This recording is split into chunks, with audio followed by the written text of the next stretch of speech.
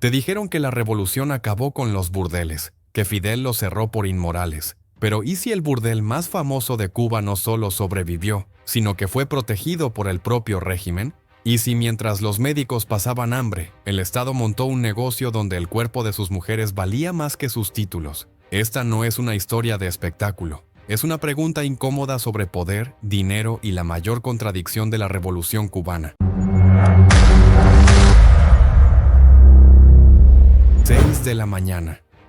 Una doctora cubana se levanta antes del amanecer. Tiene 39 años, 12 años de experiencia. Ha pasado por quirófanos, salas de parto, guardias interminables, urgencias que no esperan. Al final del mes, su sueldo apenas alcanza para sobrevivir. 10 de la noche, ese mismo día, entra al Tropicana una joven de 23 años, tacones altos, vestido ceñido, labios pintados de rojo. Por la mañana asistió a clases en la Universidad de La Habana. Por la noche acompaña a un turista italiano, 1 hora con él. Gana lo que la médica no consigue en semanas, 3 veces el salario mensual de quien salva vidas. La pregunta parece obvia. ¿Quién elegiría ser? Pero esa elección nunca existió. Fidel Castro decidió por ambas. Diseñó un sistema donde estudiar medicina no garantizaba comida, donde un título universitario no valía lo mismo que un cuerpo joven, donde el sacrificio profesional era recompensado con miseria y la supervivencia tenía otro precio. Ese modelo no surgió al azar, se perfeccionó en un lugar concreto, se organizó, se gestionó y se explotó como industria. Ese lugar tenía nombre propio, Tropicana, el cabaret más famoso de La Habana, el paraíso tropical vendido al mundo, el escaparate nocturno del régimen. Pero lo que nunca se contó es esto: Tropicana no fue solo un espectáculo, fue una maquinaria y también fue una escena del crimen. 11 de julio de 1992, Asamblea Nacional de Cuba. Fidel Castro toma la palabra ante diputados y periodistas extranjeros. Las cámaras registran cada frase, y entonces afirma algo imposible de ignorar. En Cuba hay prostitutas, pero la prostitución no está permitida. Ninguna mujer, dice, es obligada a venderse a extranjeros o turistas. Quienes lo hacen por decisión propia. Y añade algo más: son mujeres educadas y saludables, en un país con bajos índices de SIDA. El mismo hombre que en 1959 cerró los burdeles, el mismo que en 1968 clausuró más de 11,000 bares por inmorales. Ese mismo líder, décadas después, legitimaba el negocio con palabras oficiales. No era un desliz, era un mensaje. El discurso quedó registrado. Fecha exacta. Documento oficial del Servicio de Monitoreo de Transmisiones Extranjeras de Estados Unidos. No es un rumor de exiliados, no es propaganda. Son las palabras de Fidel Castro, textuales. Y aquí es donde Tropicana vuelve a aparecer. Porque ¿dónde se concentraba esa prostitución educada? ¿Dónde encontraban los turistas a esas mujeres con estudios universitarios, rebautizadas como jineteras? En el sitio más lujoso de La Habana, cientos de bailarines, plumas gigantes, lentejuelas, música en vivo, champán importado, un escenario diseñado para deslumbrar. Mientras el Estado cerraba miles de bares por corrupción y delito, Tropicana permanecía abierto, no por casualidad, porque era rentable, porque generaba divisas, porque servía al poder. Luego llegó el derrumbe. En 1991 colapsó la Unión Soviética. Cuba perdió su principal sostén económico. En 3 años, la economía cayó un 35%. Apagones, hambre, parálisis total. Y entonces el régimen tomó una decisión pragmática, no ideológica. Abrió el país al turismo internacional. Necesitaba dólares, y para conseguirlos, ofreció lo único que tenía.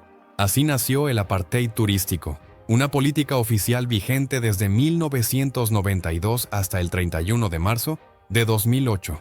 Durante 16 años, los cubanos tuvieron prohibido entrar a hoteles turísticos, a determinadas playas, a restaurantes exclusivos y a lugares como Tropicana. No importaba tu profesión, no importaba tu dinero.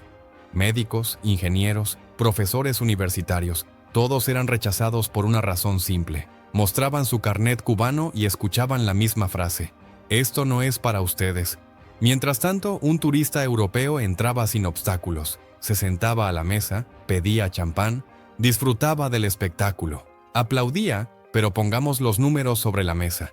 En 1994, una entrada al Tropicana costaba $5. La opción completa, con cena incluida, 15.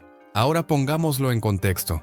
El salario mensual de un médico cubano rondaba apenas unos pocos dólares. 5 equivalían a 3 meses y medio de trabajo. 15 representaban más de medio año de guardias, cirugías y emergencias. 6 meses salvando vidas para pagar una sola noche de espectáculo. Y aún así no podían entrar. No porque no tuvieran dinero, sino porque la ley se los prohibía. Eso no es solo injusto, es indecente. Lo perverso es que los cubanos sí entraban al Tropicana, pero no como clientes, entraban como camareros, como músicos, como técnicos, como bailarinas. Hoy, una bailarina del Tropicana gana alrededor de 4,800 pesos cubanos al mes. Eso equivale a unos $30. $30 por actuar en el escenario más emblemático del país, por ser el rostro exportable de la cultura cubana, por representar a la nación ante turistas de todo el mundo. Un solo visitante paga $15 por una noche, 10 veces el salario mensual de la mujer que baila frente a él. Y ella lo sabe, su familia lo sabe, todo el país lo sabe. Por eso, para muchas jóvenes, Tropicana no era una carrera artística, era un trampolín, un puente hacia un extranjero con dinero, hacia un matrimonio, hacia un pasaporte, hacia la salida. Las cifras lo confirman.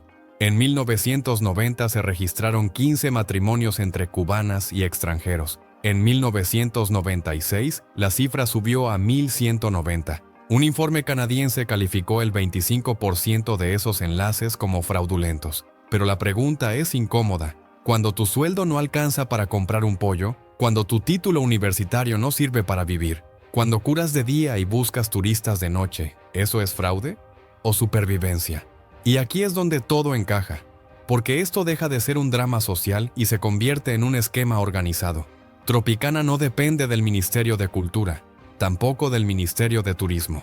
Está en manos de Palmarés S.A. y Palmarés responde a Gaesa. Gaesa, el grupo de administración empresarial, es el conglomerado militar que controla cerca del 70% de la economía cubana. Hasta su muerte en 2022, estuvo dirigido por el general Luis Alberto Rodríguez López Calleja, exyerno de Raúl Castro.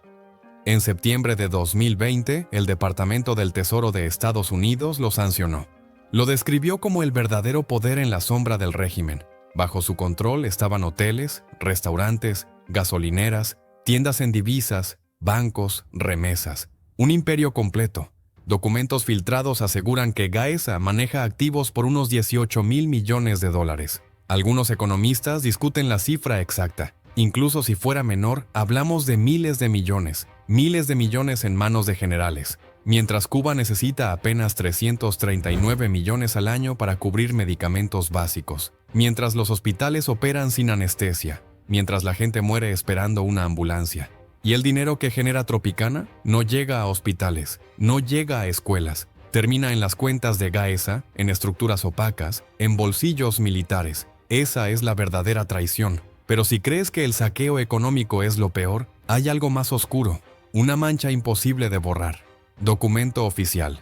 Fecha: 26 de marzo de 1998. El fiscal general de Cuba, Juan Escalona Reguera, envía una carta al Procurador General de México, Jorge Madrazo. En ella confirma que Amado Carrillo Fuentes, el narcotraficante conocido como el Señor de los Cielos, visitó Cuba en varias ocasiones entre 1995 y 1997. Entró al país con un nombre falso, Juan Arriaga Rangel. Así figura en el documento. La carta es clara y directa. Amado Carrillo Fuentes mantuvo contacto con 2 prostitutas y santeras, una de ellas bailarina del cabaret Tropicana. El otro, un babalao que también trabajaba allí. No es una acusación externa, no es una filtración, es una admisión oficial del Estado cubano enviada por escrito al gobierno de México. El narcotraficante más poderoso de su época tenía vínculos directos con personal del Tropicana. Y no estamos hablando de un criminal menor. Carrillo Fuentes era el jefe del cártel de Juárez, el hombre que movía cocaína en aviones Boeing 727, el que compraba voluntades con millones en sobornos, y estaba en La Habana relacionándose con bailarinas del cabaret más famoso del país. Pero esto no empezó ahí. En 1989, el régimen cubano vivió uno de sus mayores escándalos internos. El general Arnaldo Ochoa fue arrestado. Héroe de guerra, comandante en Angola, uno de los hombres más condecorados de la revolución, Fidel Castro lo llamaba mi mejor general. La acusación fue devastadora: tráfico de drogas. En junio de ese año, Ochoa y otros 14 oficiales fueron detenidos. El gobierno afirmó que habían facilitado el paso de cocaína colombiana a través de Cuba con destino a Estados Unidos, que habían recibido sobornos del cártel de Medellín. El juicio fue televisado y también fue una farsa, una escenificación política. Ochoa fue fusilado el 13 de julio de 1989. Hay un detalle clave que rara vez se menciona. Los acusados pertenecían a un departamento secreto del Ministerio del Interior, conocido como MC, moneda convertible. Según los testimonios del proceso, los oficiales del MC frecuentaban espacios exclusivos como Tropicana, organizaban fiestas privadas, recibían a socios extranjeros, bebían whisky importado, gastaban dinero en un estilo de vida prohibido para el resto del país. Mientras el pueblo hacía colas para comer, ellos vivían como burgueses. Por eso, cuando años después Amado Carrillo Fuentes aparece vinculado a Tropicana, no es una anomalía, es la confirmación de un patrón. Tropicana no era solo un escenario, era un punto de contacto, un lugar donde el poder cubano y el crimen organizado internacional se cruzaban. Y todos lo sabían. Fidel lo sabía, Raúl lo sabía, la cúpula lo sabía. Porque no puedes tener al narcotraficante más buscado del continente moviendo libremente sus contactos en La Habana sin que los servicios de inteligencia se enteren. No en un país donde cada llamada, cada paso, cada relación es vigilada. Lo sabían y lo permitieron, porque el dinero pesaba más que la moral, porque los dólares del narco valían lo mismo que los dólares del turista. Y hay otro elemento del que casi no se habla: el racismo. No todas las mujeres cubanas tenían las mismas oportunidades en Tropicana. Si eras negra, de piel muy oscura, tus posibilidades de convertirte en bailarina principal eran mínimas. La industria turística tenía una preferencia evidente: la mulata. Piel morena clara, ni muy negra ni muy blanca. La fantasía tropical del visitante europeo.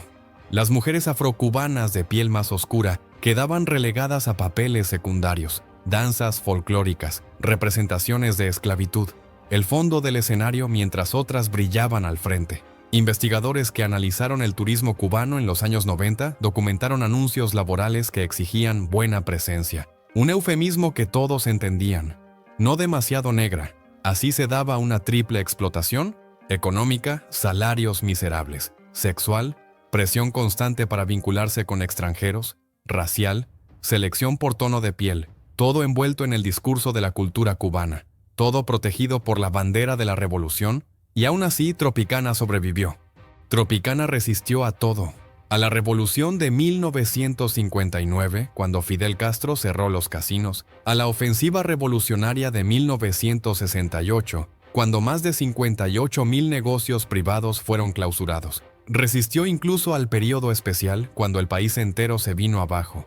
¿Por qué nunca cayó? Porque siempre resultó útil. En los años 60 y 70 servía para agasajar a diplomáticos soviéticos. En los 80 para encuentros discretos con contrabandistas. En los 90 para atraer turistas y captar divisas. Siempre protegido, siempre intocable. Mientras tanto, otros símbolos culturales fueron borrados. Celia Cruz, la gran estrella del Tropicana en los años 50, abandonó Cuba el 15 de julio de 1960. Jamás pudo regresar. En 1962, cuando su madre agonizaba de cáncer, el gobierno le negó el permiso para despedirse. Celia murió en 2003 sin volver a pisar su país, sin regresar al escenario que la hizo famosa, sin abrazar a su madre por última vez. Esa es la Cuba que no aparece en los folletos. Y ahora miremos el presente. Diciembre de 2025.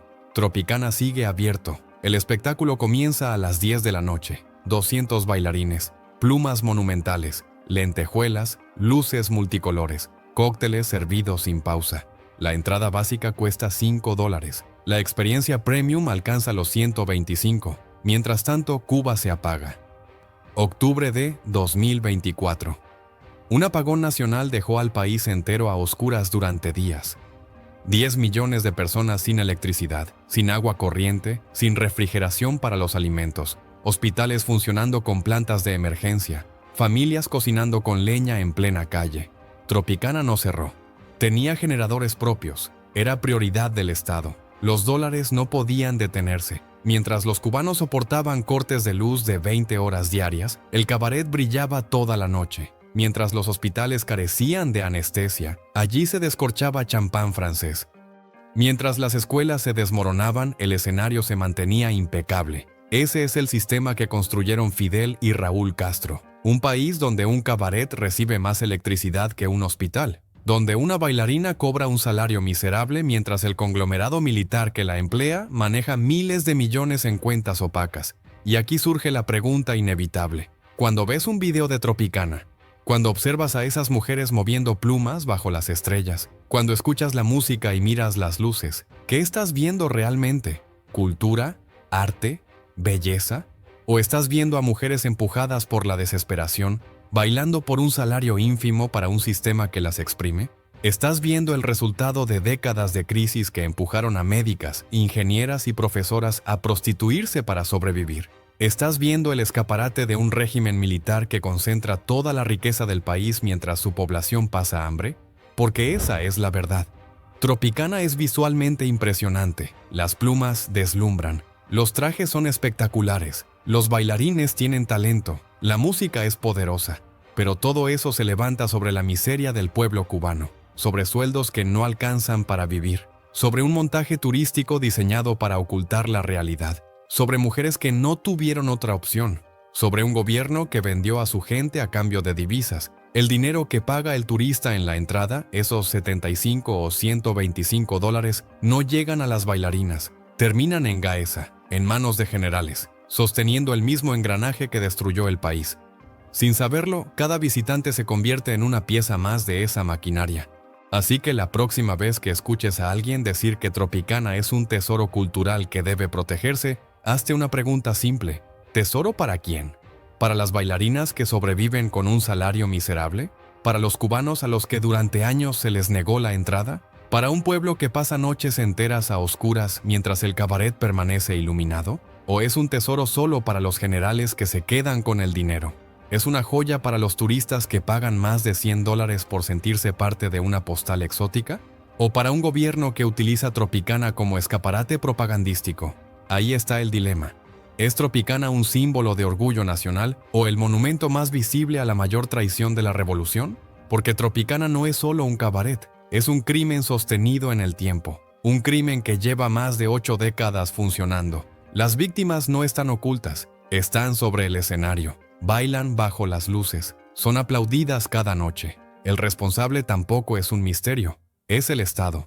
Y lo más perverso es que todo esto se vende como cultura, como arte, como algo hermoso que merece aplausos. Pero ahora lo sabes, ahora conoces lo que hay detrás del espectáculo.